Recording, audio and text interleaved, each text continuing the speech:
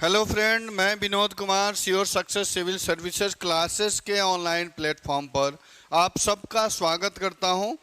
आज मैं आप लोगों के सामने लेकर के आया हूं सीडीपी का सिलेबस।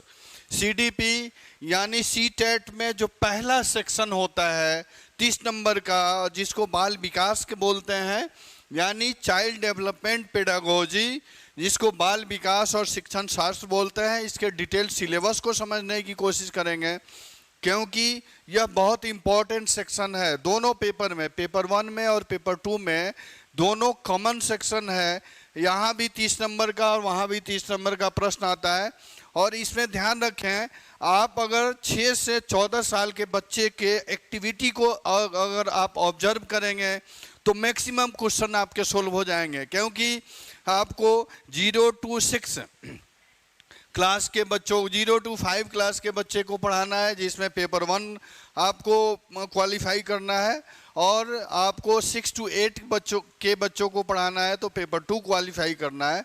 अर्थात ध्यान रखें, आप 6 ईयर्स से 14 ईयर्स तक के बच्चों के एक्टिविटी को ऑब्जर्व करेंगे तो सीडीपी के मैक्सिमम क्वेश्चन आपके सोल्व हो जाएंगे।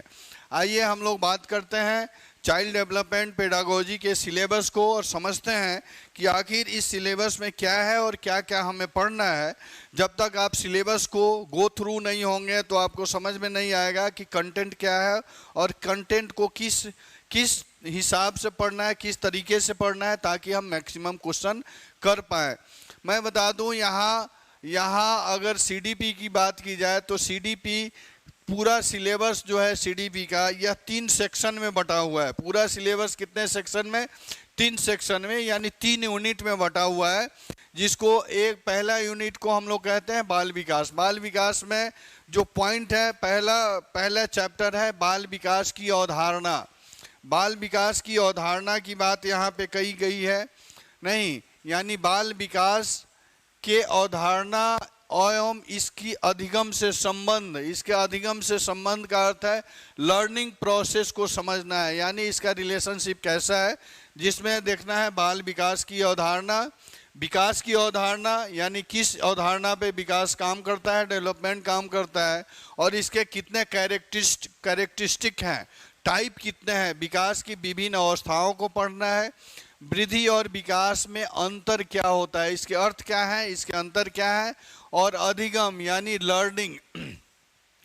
दूसरा है बाल विकास के सिद्धांत। बाल विकास के सिद्धांत में बाल विकास की अवधारणा, बाल विकास के सिद्धांत और बाल मनोविज्ञान, यानी मनोविज्ञान का अर्थ है बच्चों की सोचने की क्षमता किस तरह कार्य करती है, ये पढ़ना है।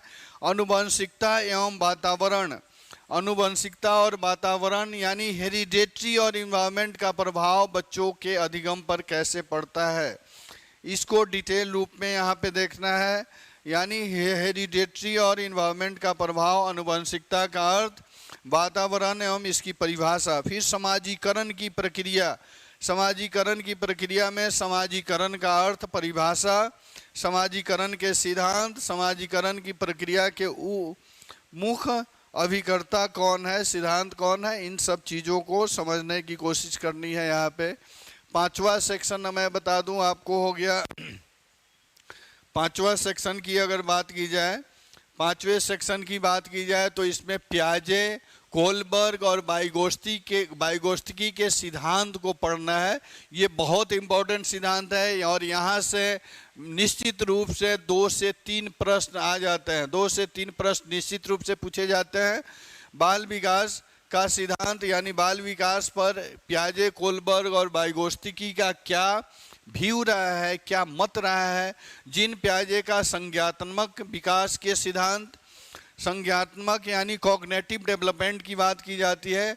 कोलबर्ग का इनका सिद्धांत क्या है, फिर वाइगोत्स्की का सिद्धांत क्या है। 6ठा पॉइंट है बाल केंद्रित शिक्षा, प्रगतिशील शिक्षा की अवधारणा, यानी हम चाइल्ड सेंट्रल्ड एजुकेशन की बात करते हैं, प्रोग्रेसिव एजुकेशन की बात करते हैं, क्योंकि आपको पता है हमारी शिक्षा व्यवस्थाएं जो है यह चाइल्ड सेंटर्ड ना हो करके टीचर सेंटर होती है, लेकिन वह शिक्षा ऑथेंटिक नहीं है। यहाँ क्या है, चाइल्ड सेंटर्ड टीचिंग